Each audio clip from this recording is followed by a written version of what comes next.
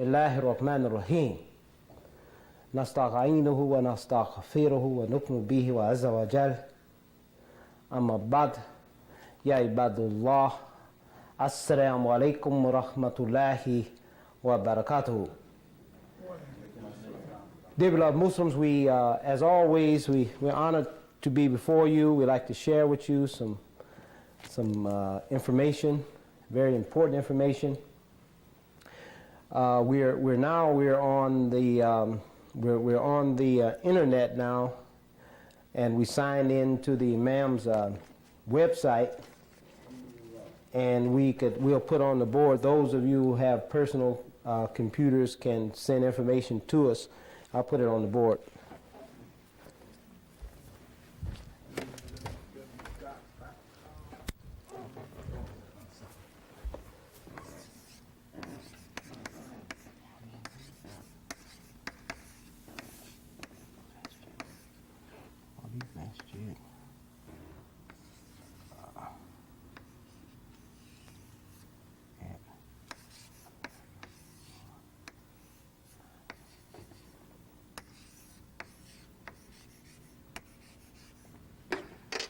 That's you can send us some information.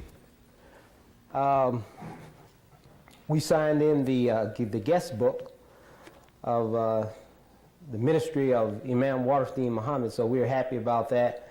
We'd like to thank our brother Rasul Muhammad. He's very, very instrumental in bringing that about, and we really appreciate that. You know, we just have to renew our enthusiasm. We can get in an impasse and not really realize the necessity of bringing about what we're supposed to bring about. We get complacent. We can get very complacent and satisfied, and we should never be satisfied. We should always be trying to improve on where we are. So we those individuals who helped in making that and constantly giving input to put Masjid Wali Muhammad on the map. You know, this is number one. This is a very important. This is a very important spot. This is number one, the real number one. So that's very very good. As you know, we're on renovations. And every Saturday we will try to meet and try to have someone delegated to be the one who's supposed to look over the various projects and that we're trying to achieve. I think we need that. We need someone who would oversee and look that the various situations are carried out. You know, many of us, like myself, sometimes I'm called upon my job responsibilities where I make my livelihood to require my presence on some Saturdays periodically, depending upon the sort of test I'm involved in. However, if I'm not here, it shouldn't stop. You know, the strength of a group or organization is not based on any individual. And that's something that this larger society has learned from Al-Islam, actually. If the absence of one individual and everybody close up shop, that's not an effective organization. We should be able, any one of us can become up missing or absent or whatever, and it goes on. We should be able to look in the future and create things to perpetuate what we're about. So we shouldn't feel that as any one individual so important that the whole operation shuts down because of one individual. And we should keep that in mind. So we also emphasize the importance for us to meet and share our different ideas and concepts and iron them out before we get in the throes of trying to carry out or trying to reach a particular goal. We should coordinate our activities. So all the people give input, give the input, no problem. You know, just coordinate what we want to do and make it very clear. A community that's properly informed would always do the right thing. They would come in a situation just like this community. If we begin to disseminate information and keep the community informed, not only what our situation is, how our situation relates to the larger world, it will be no problem for this community doing what they're supposed to do with regard to this responsibility. But we have to inform our community, immediately inform our community. So a community that you could have a mass of people, and if the people aren't developed, you have nothing but a drunken mob. Yep. So it's important that not only we develop ourselves, but we take advantage of all the information. We become into what's required of a Muslim. If you think that everything is supposed to come across the rostrum, I hear that often. You need, ma'am, it's supposed to come across the rostrum. Look, if you're a Muslim and you read Quran, you're closer than yourself than anyone else. If Allah subhanahu wa ta'ala, after you reading the Quran, cannot reach you, you think I can reach you? I cannot reach you. And it's not about what I say to you. So this religion is a participatory religion. We have individual, collective, group responsibilities. I'm not trying to say shirk my responsibilities. No, indeed. But I'm saying that oftentimes we confuse, we're not Christians. We're Muslims. And there's no priests. There's no intercessors. We have individual responsibilities. I can't lead you in the sunnah rakats. You have to lead yourself. But we want to point out the thing that we can't have just an empty feeling. Some of us have an empty feeling for this Quran. You don't have to be a sheikh. You don't have to know everything there is about Arabic language. But if you're genuine and you're sincere, Allah will bless you with more and more understanding. You can grow into the Quran, but you cannot grow out of it. You can't grow out of the Quran. You can grow into it, but not out of it.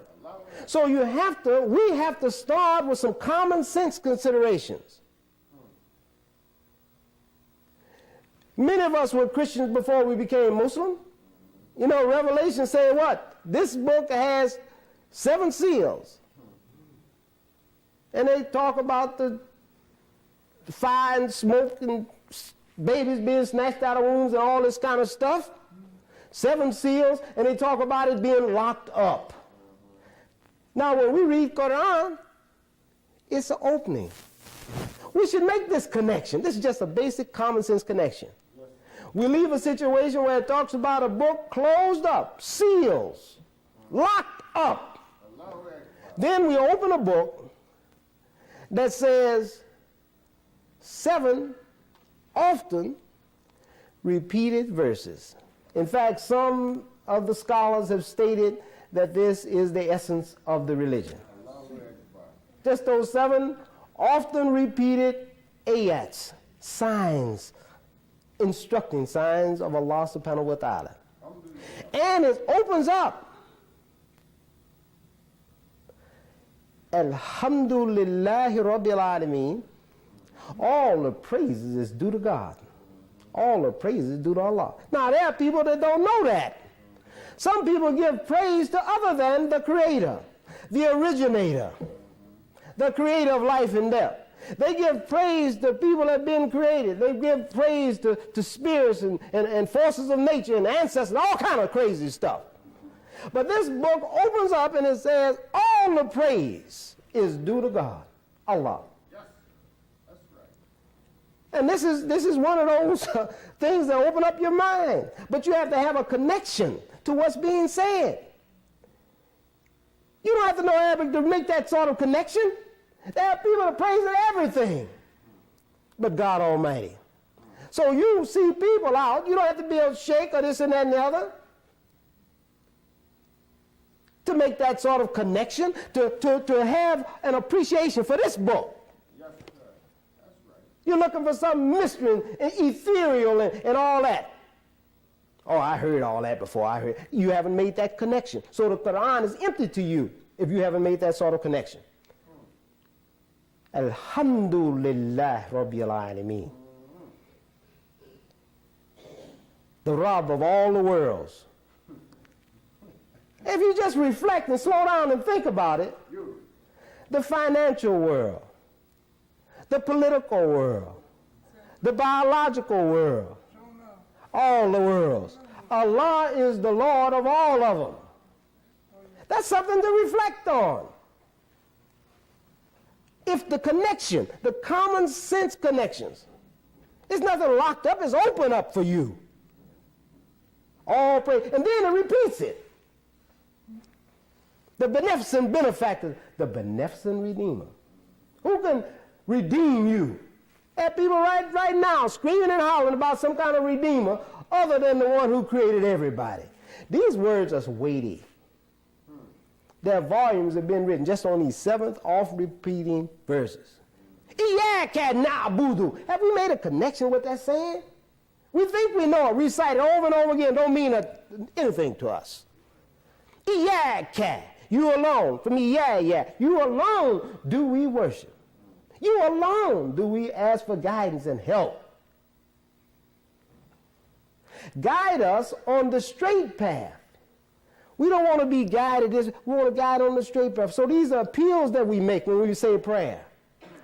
If your prayer is empty to you, you won't make these common sense connections. You finish your prayer, so it's just an empty ritual to you. You finish your prayer. That's it. No connection. After you make your prayer, you should pause and reflect on Allah. This is necessary common sense connections. But if you don't have a common sense connection, it won't be for you. Then after that, what does Allah say? Allah says, after that, Allah says, in the next chapter is the idea,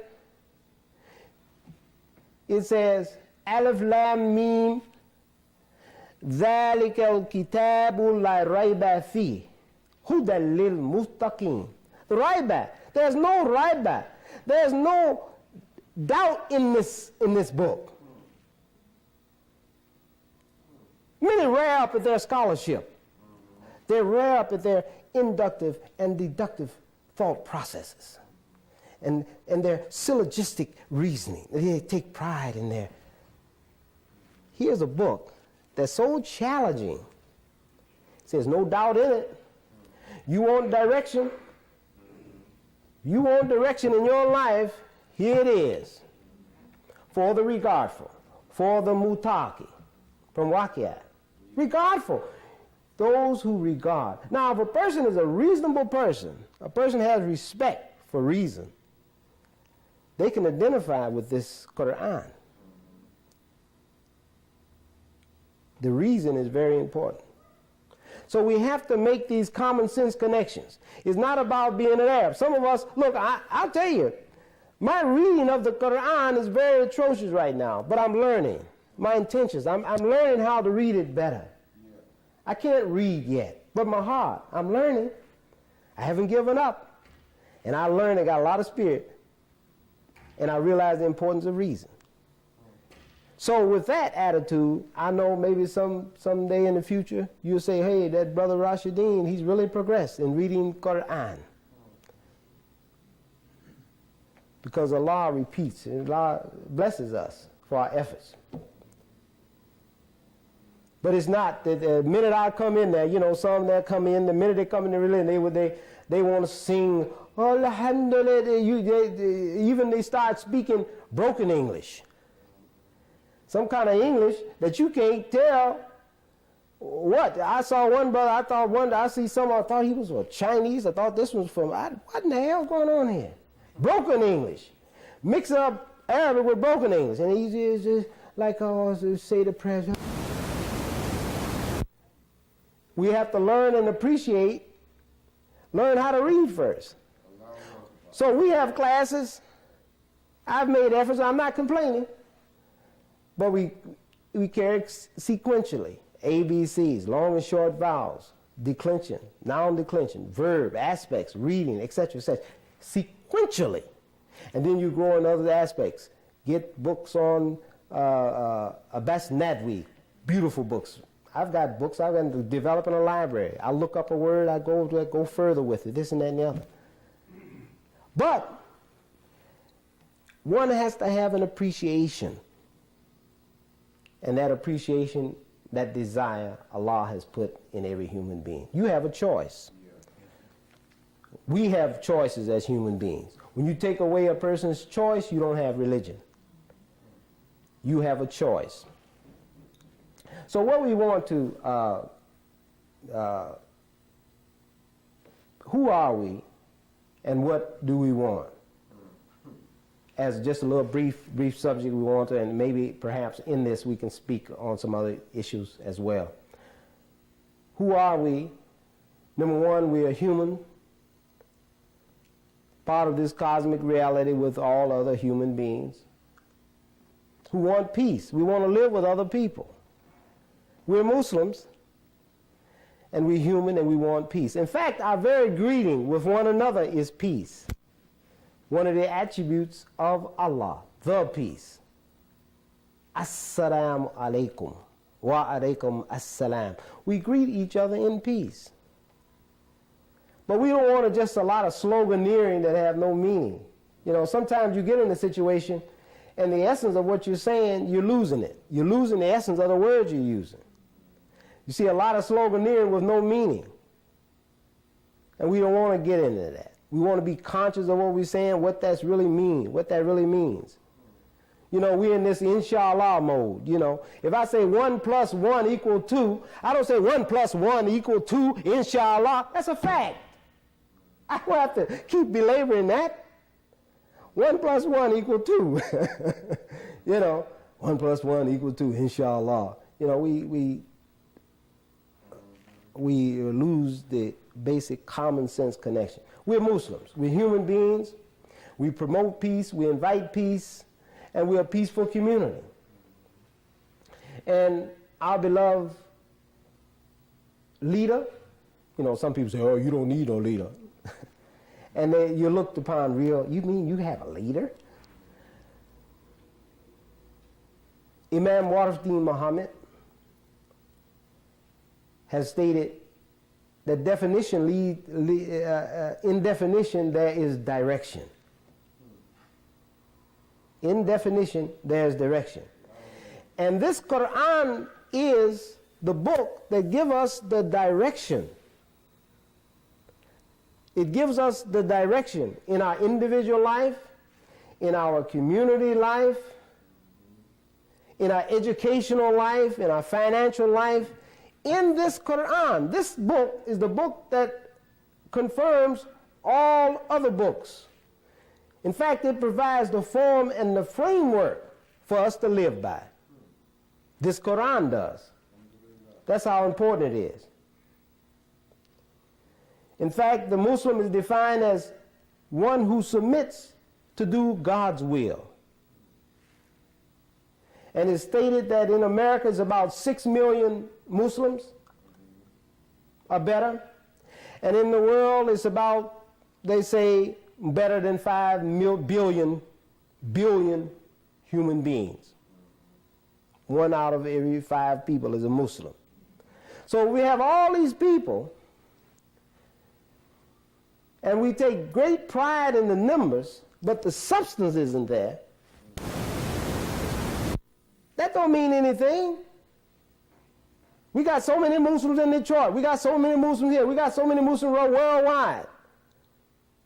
But it's just a handful of people that's organized and have faith and trust and working together. They become a formidable influence. You got a handful of Yahudis in the world that have so much influence. I'm not complaining. I'm just stating the fact. They're in Mecca, the Yahudis' influence. What we have to understand is that the substance, we have to be about developing substance. And Allah says this in the Quran, قَدْ أَفْلَهَا مَنْ زَكَّاهَا وَقَدْ خَابَ مَنْ دَسَاهَا. Those who invest in yourself. You have to invest in you. You're closer to you than anybody else. And Allah is closer to you than your very jugular vein. So if you don't invest, come into the substance. A handful of people. Supply and demand is irrelevant today. We'll create the demand for you and keep you supplied with it. It's just a few of us, but we have our act together. It's a billions of you, but you have no substance. We'll create the demand that you want in life, and we'll keep you supplied with it. That's economics. So if I can control your appetite, what you want, how you going to fight me? I'm giving you what you want. You like promiscuity? I give it to you.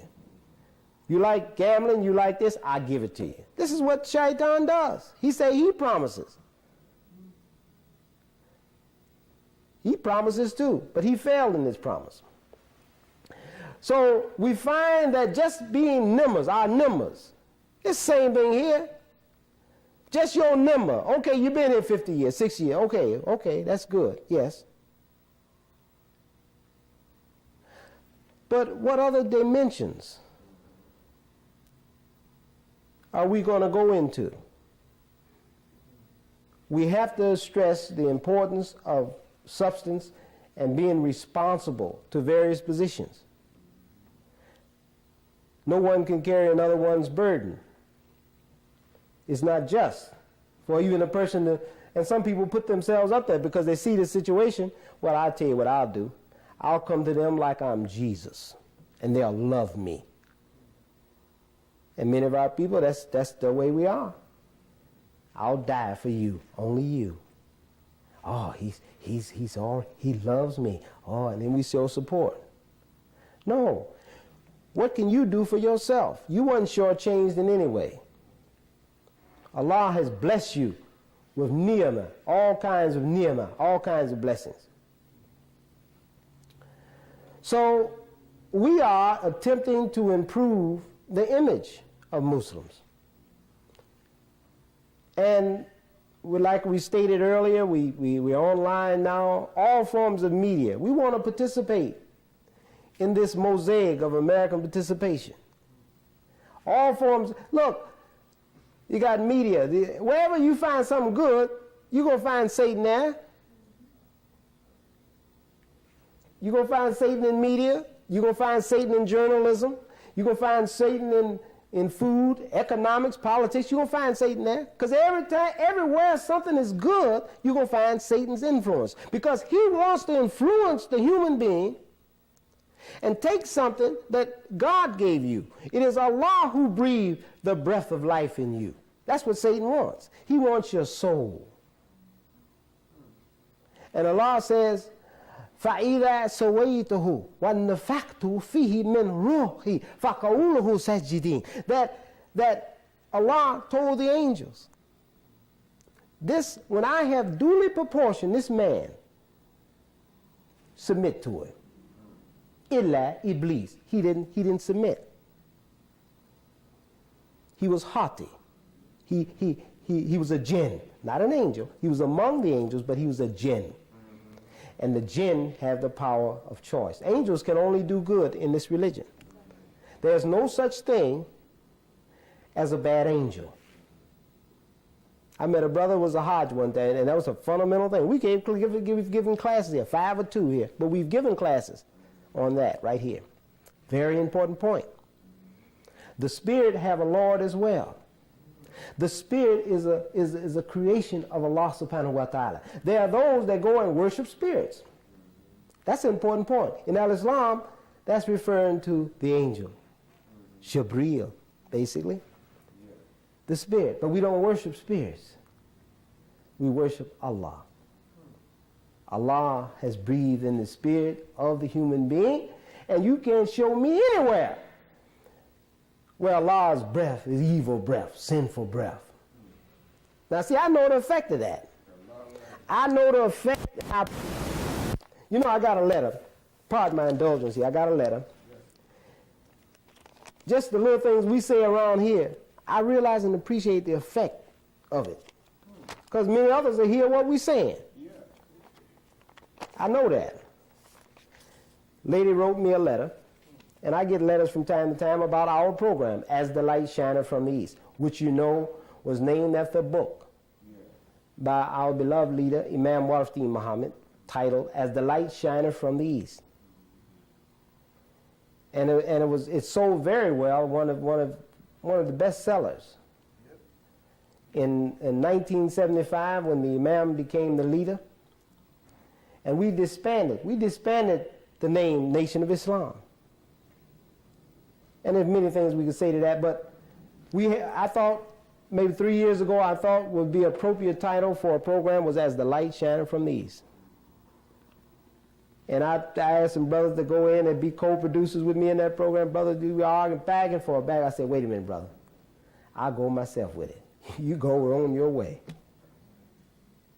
And 200 some odd programs later, I'm not even worried about this and that and the other. You understand? Doing this dawah. But I got a letter, and the sister was named Regina McNeely. She said, Masjid Wali Muhammad, 11529 Linwood, Detroit, Michigan, etc. Just a short note to tell you how much I enjoy your program, As the Light Shineth from the East. You speak of the Holy Quran very highly and give it with high regards.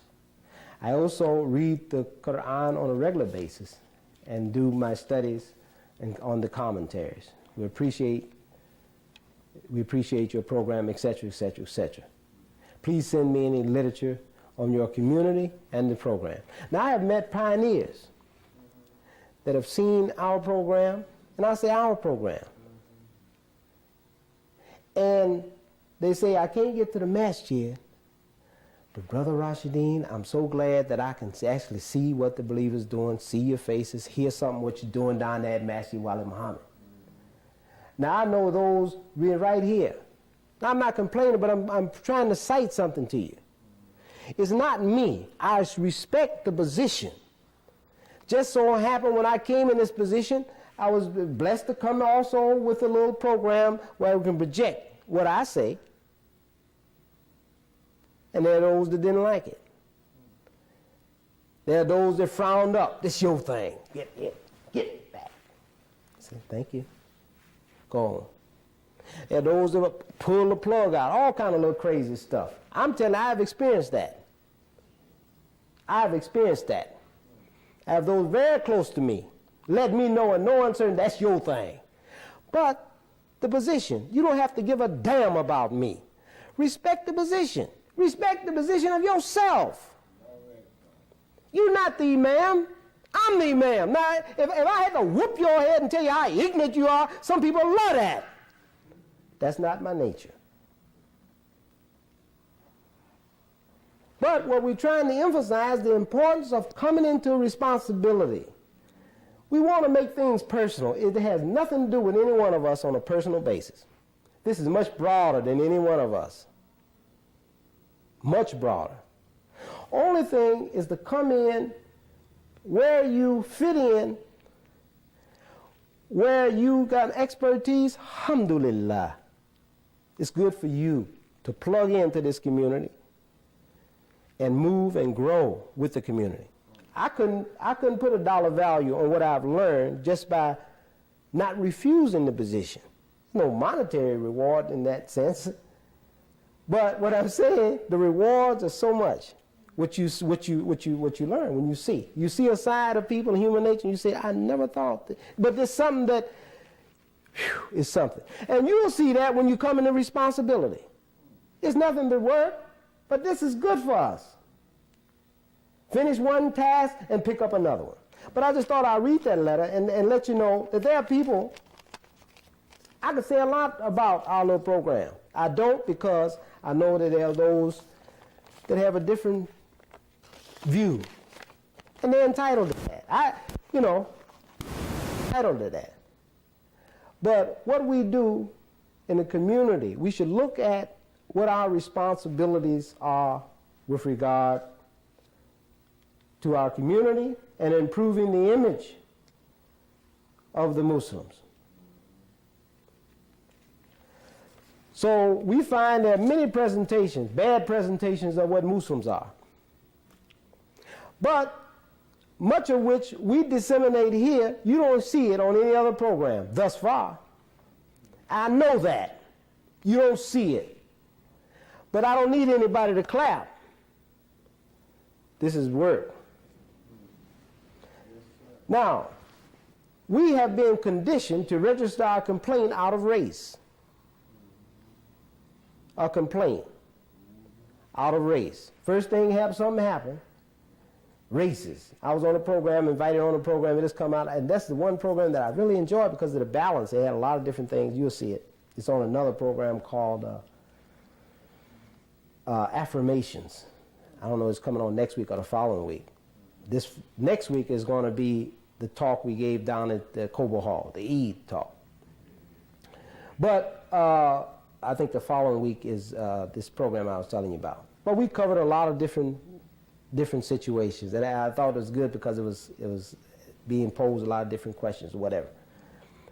But many of us register complaint out of race. Racism, we get on that racism, yes. But we can be in our own homes, and somebody can treat us bad. I ain't going to talk to you. Get out of my face, you old so-and-so. We don't call it race. We can shoot each other. Somebody can drive by and shoot and kill 20 people and won't hear a peep out of anybody. We don't call it race, racism. We see a fundamental disrespect for our own best efforts, for our own progress, and we don't say anything. We're totally insensitive to a fundamental disrespect for ourselves, for our community, for the environment, for everything. Then they're going and then complain, what about racism? But we've grown totally insensitive to the blessings that Almighty God has given. And then there are those fighting to get inside of this country to take advantage of the opportunity. And we have so much,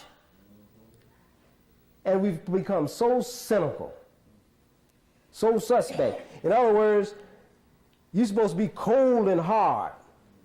That's the way you're supposed to carry yourself, because you carry yourself otherwise you'll be run over. You got to be cold and hard and insensitive. No. So this is what's being propagated. We complain about the white man. We complain about the Korean man. We complain about the Japanese man. We complain about everything. Why not complain about ourselves? What about not complain about the black man? What about not complain about the black woman? And bring our presentation, polish our presentation, and make it what it's supposed to be.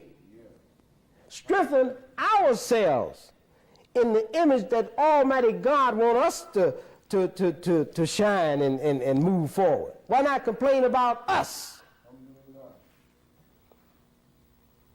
So there's been a concerted effort that's being exercised to misrepresent Islam. And I say, if you want to find out what Al-Islam is, go to the source. And what is the source? The source is the Quran. Go to the source. You don't have to hear it second. Go to the source. And the source is Al-Quran. You cannot get away from it. That's the source. Go to the source.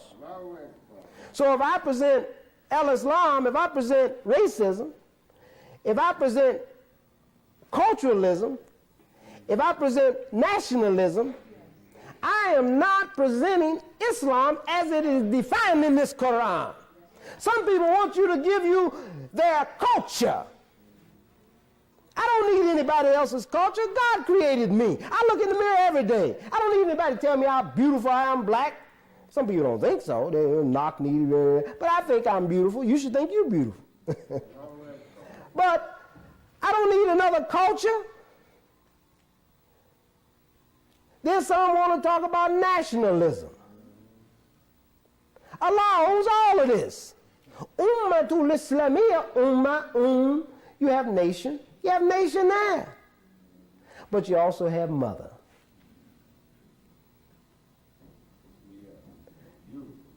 So, America is my home. I see those that pick up all the kuffar this and the kuffar this and the kuffar this. And they pick up this talk from somebody else. The kuffar this. Who gonna feed you? Who gonna, this is home for me. The kuffar this and the kuffar this don't know what's going on. Prophet Muhammad dealt with people who had different persuasions in life. It's no problem. He dealt with the Christians. He dealt with the Jews. He dealt with the hypocrites, the munafiqun. He dealt with all these different issues. So some are coming from all these different things. Go to the source. I don't need another culture. Islam is not wrapping my head up and putting some long costume on and walking around like I just got off, like I'm going down the desert. That's not Islam. Islam is not what you wear. That's not the uswatul hasanah. So we are prone to a lot of these distortions and misrepresentations of the religion. Then there are those that just want you to fall down and bow down to them and not come into your responsibility. We have to come into our responsibility. That's right. We have to come to our responsibility.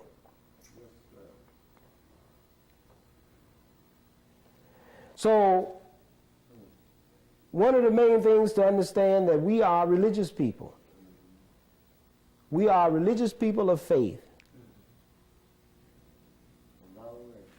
Religious people of faith. Not sports figures. Not boxers. Not basketball players. We're religious people of faith. Now we know we have Muslims that are and participate in these endeavors. But that doesn't define you. That doesn't define us. This is what we have to understand. We are religious people of faith and principles. See, many people, when they say Muslim, they think of maybe a basketball player or a boxer or whatever. This is a religion for the world. We don't isolate al-Islam as being something just for us. This is something for the entire world. This is something for the Caucasian that you see. The European. He needs to hear this message. Many of them probably would be crowding in here, men and women alike, right down here. But because of pin-up things that happened in the past, many of them feel reluctant to do so. But they know the truth of this religion, many of them. That's one thing about truth. Truth is clear from error.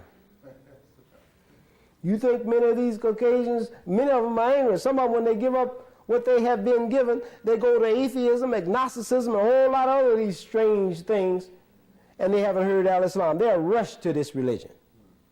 Because a lot of them trying to understand, well, hey, God is a Jew, and all the disciples are Jew. Now, it might hit them from a different angle as hitting you.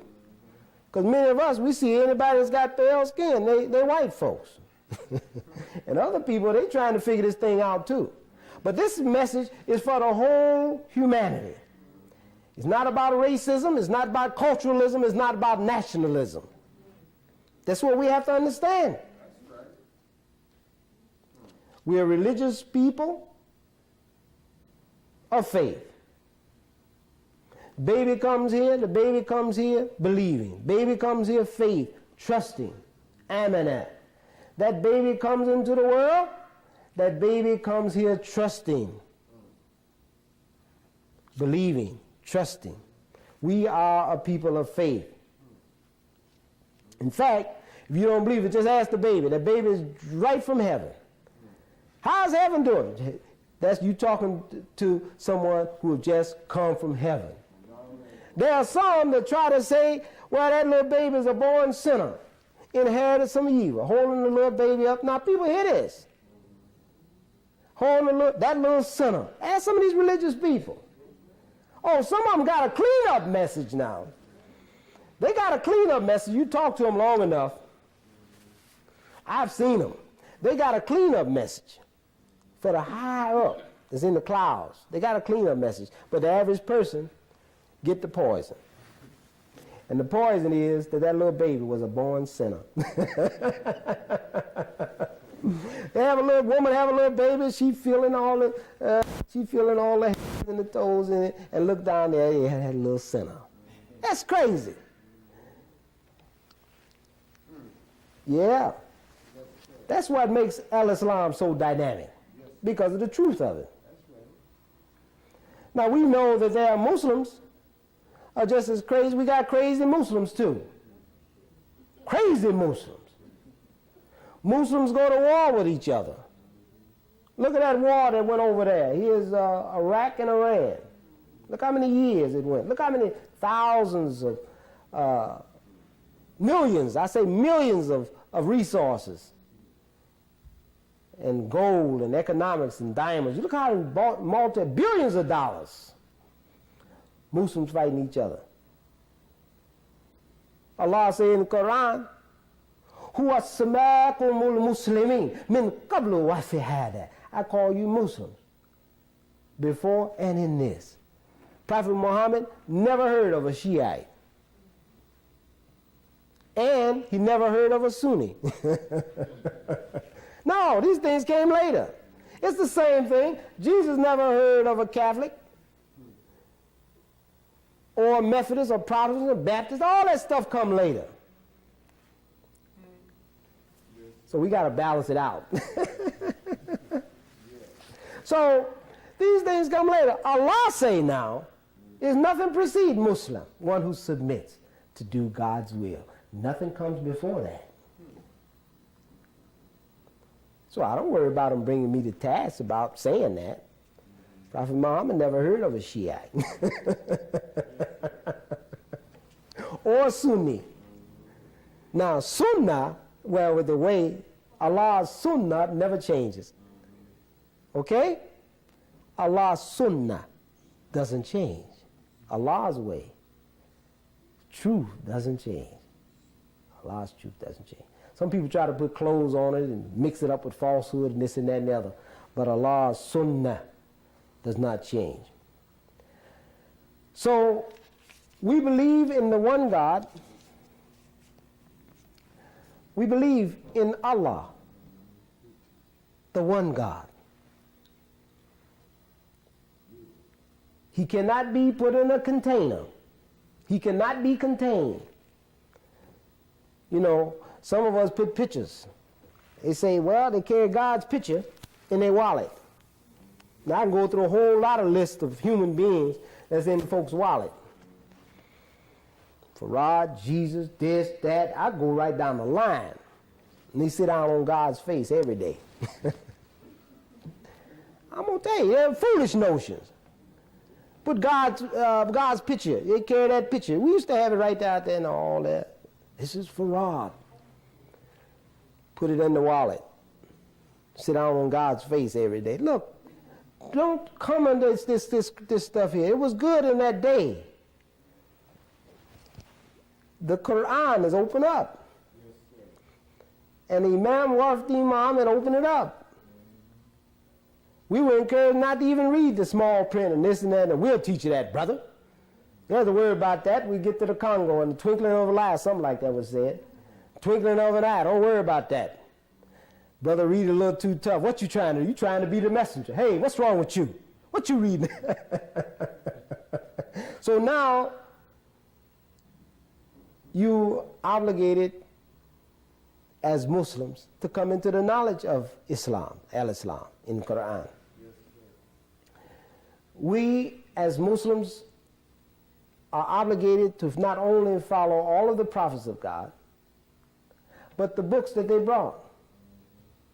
The Old Testament, the New Testament, we're obligated to follow these books. Books of the Jews, the books of the Christians, we're obligated to follow them. We have no problem. Because this Quran is a muhaymin. those things that don't make any sense or not truthful, they're kicked out. They're automatically kicked out. Because when the books were canonized and put together, there were many emendations, and there were many things kicked out, there were many things put in, and people go through. This is a lecture in and of itself. But basically, we are obligated as Muslims to accept. God's light is one. We accept all of the prophets of God. Jesus, Moses, Abraham, Noah, all of them. Now, we understand the differences, how they're presented in these other groups. But if we are brought to task, we can explain this. It's no problem. But what we're saying is, we don't make these distinctions between the messengers of God. We're obligated to follow not only the prophets of God, but also the books that they brought. We're the only non-Christian religion that makes it an article of faith, not only to accept the prophets of God, but the books that they brought. We believe that Jesus is the Messiah. And when we refer to Jesus, the Messiah in here translated Christ from many of the translators from ascension, ascending nature, but it's Messiah. In fact, in the Quran, this word Messiah is only referred to Isa. It's not referred to anyone else but Isa, Jesus. In Bible, you have many, many people called Christ in Bible. So the scholars of Christendom, see, when you put it out there like that, they're gonna get into that. I don't have to wrangle about that one. The scholars of Christendom, then when you tell them, yeah, we heard this little color guard to say that there are many people in the Bible called Christ. Is this true? And then, yeah, he said that in Isaiah, the 45th chapter, the first verse is Isaiah. By God, he's telling the truth. What? And he's going to go after their leaders. That's the way that works. This religion is so challenging, it says there's no doubt in it. That's just fair. It says there's no doubt in this book. And when you go against it, you only show the world how crazy you are. And some of the people that go against it, they have so much education, there's so much credentials, so much. That's why they get real reticent in coming out in the open. Because every time you come out in the open, you're going to expose yourself. When you be truthful and you sincere in your heart, you don't worry about the people coming against you, as long as the world know who you are. That's why people like to go in the cut. They like to go around and real whisper and all that. But if you're truthful and you're true and you're sincere, you don't worry about anybody coming against you, as long as the world know who you are. You don't worry about somebody coming against you.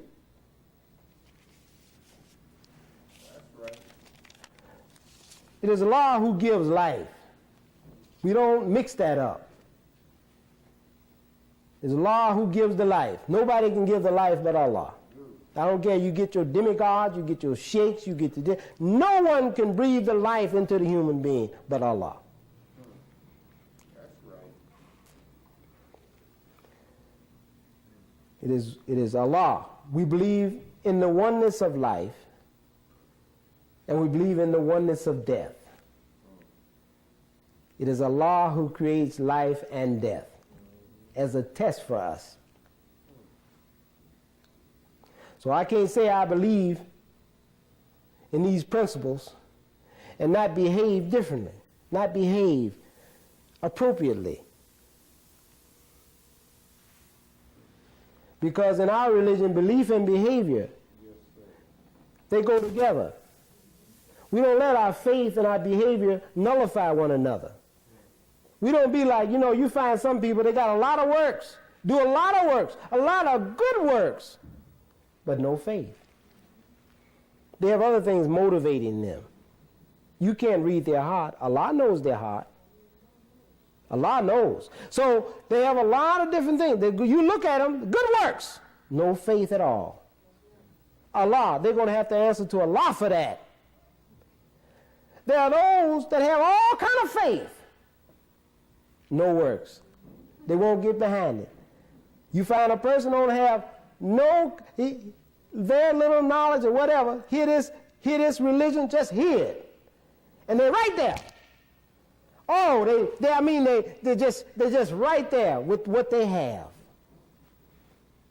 But you find some got all kind of faith, won't do anything. Then you find those do so much and no faith. In this religion, your belief and your behavior, they work together. Now, if you can't handle it, leave it alone. Pray to Allah, oh Allah, give me strength to grow into these other dimensions. Oh, forgive me for my weakness. You can always go to Allah. This is the beauty of it. See, I'm glad of being Muslim because I know it is Allah is the judge. See, I know some people, they're so judgmental, they tell you right off, you're going straight to hell. I gave a Jummah one time, brother tell you going to hell. I remember that, brother. I never forget it. I don't make it an issue. But do you think I forgot? No. And you find those of other religions. So judgmental. You going straight to hell. Only my way. This is the door, the truth, and the life or something. Only my way. You going straight to hell. It is Allah who judges all of us. Allah will bring Jesus, Isa, Prophet Muhammad, Noah, Abraham. Allah will bring every human being to be judged in the Akhirah. So we don't be that presumptuous like we the judge. It is Allah who is the judge of human beings. You don't know what's going on in that person's life. You don't know why that person responding the way they are, but you can't judge them. You are not Allah. You can look and make certain observations in this and that and the other, but you cannot judge them. We find that it's Allah who establishes life, and He brings life along a continuum. You see the death, you see the dust, you see the water, the flesh, the clot, the bones, and you see that progression. Then you see the baby growing to life, and then you see another progressive stages of development. In the biological development, you see a progression. Now, even in growing into maturity, you also see a progression. Well, it's the same thing with the prophets. Allah has progressed the prophethood, and when He got the Prophet Muhammad, not to take away from any of the previous prophets, Allah says that this day have I perfected your way of life. Yes, and I've preferred, raditu, I have preferred submission to Allah as your way of life. Yes. See, there are those that submit to other things, and this and that and the other. They can do that. But Allah has said, in fact, this is the first time Allah names a religion. Submission. And the way you say submission to the creator and originator, Muslim. I say it like that because when you read the English and the context, and you could pick up the wrong nuances of what it's really saying. But Allah is saying, your way of life is to submit to me. I'm the creator. I've originated. You can't put a suit of clothes on me. You can't nail me to a piece of wood. I wasn't circumcised on the 8th day. I don't need a woman to cohabit with to bring anything about. I'm the creator.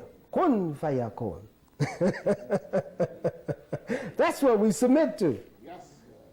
And that puts every human being in an equal situation where we get what we strive for. So if they're working with our minds and they're working with our striving, we know something has happened.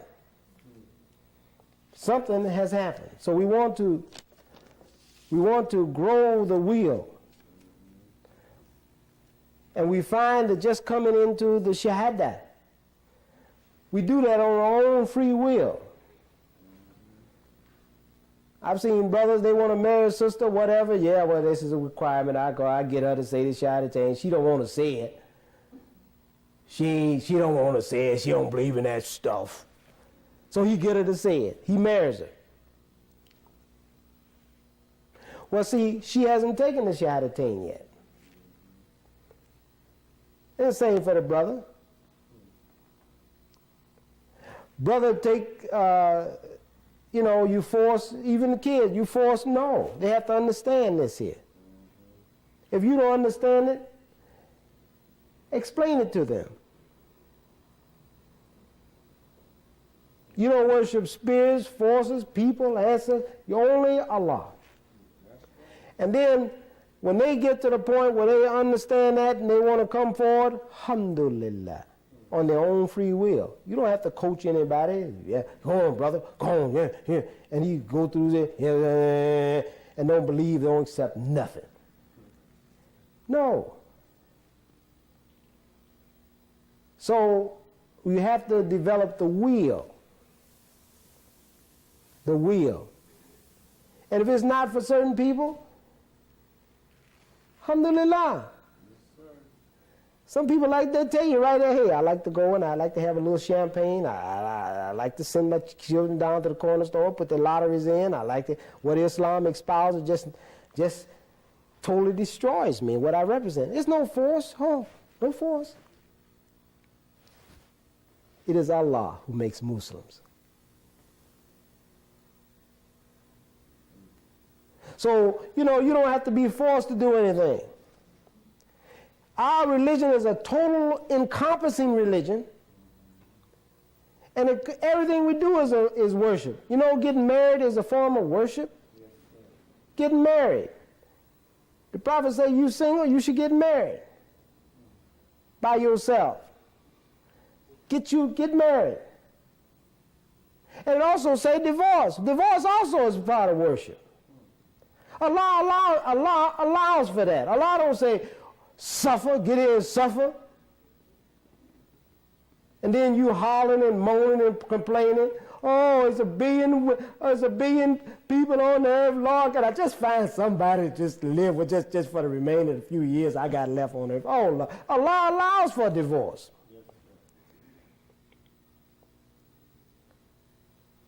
It's hated, but Allah allows for that. Allah don't say just suffer. And Allah will bless you with someone that you will be pleased with. This is Allah. This is a beautiful religion. Yes, sir. But it's truthful. If you can't handle it, pray to Allah for strength. We all should do that. I'm constantly praying to Allah to work with me. And this is what we should all do. So it is Allah who allows you. If Allah can allow you to divorce, Allah can allow you to divorce from a bad political situation. Just think about it. If Allah can allow you to divorce, why wouldn't Allah allow you to divorce from a political situation that's not serving your interests? To divorce from an economic situation that's not serving your interests? A community situation that's not serving your interests. That's what we have to understand. Allah is the most merciful. And Allah does not put on a burden that's too great for anyone else to bear. We're obligated, dear Muslims, to pray 5 times a day. We can get involved in many things. But by us breaking up and stopping whatever we're doing to go to prayer, this keeps us in focus. There are many people who get so enthralled in what they're doing, they lose their perspective. Many people have lost their perspective because they haven't reflected on Allah. Allah has disciplined us to break. Now there are situations where we're under certain constraints and we pray to come out of those situations. You know, sometime at work, I make salat, I got my shoes on. I got my work shoes on. But that's the situation. I'll be in the middle of a test or whatever, time come for me to, I've worked it out. I began to work things out. I got my shoes on. I know Allah is merciful. My feet clean. I took a bath before I went to work and whatever. Time come. Hey, each situation, but you work with these things. And you feel good. You feel good and you grow into these various dimensions of what's required of us. When we say our prayer, every time we say our prayer, we say what? Before we, Allahu Akbar. And every time we say Allahu Akbar, there's a change. There's a change taking place. Have you ever noticed? Every time you say Allahu Akbar, there's a change. You go down to a different position. Allahu Akbar, you come another